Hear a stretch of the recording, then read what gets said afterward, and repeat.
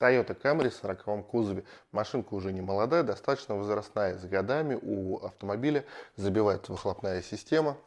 Многие знают ее устройство. В большинстве случаев она еще и умудряется сгнивать. Я хочу вам предложить шикарную выхлопную банку для Camry 40-ки. Посмотрите на ее состояние. Автомобиль прошел 40 тысяч по Японии и сохранился в более чем достойном состоянии. Посмотрите на резьбовую часть. По своему опыту знаю, в большинстве случаев у автомобилей с наших дорог данная часть, а именно по-другому называется еще фланец, у большинства уже сгнившие, болты уже не открутить. И многие ищут аналоговые банки. Аналоговые банки стоят чересчур дорого. И у меня есть отличное предложение к покупке данного экземпляра в достойнейшем состоянии на ваш автомобиль.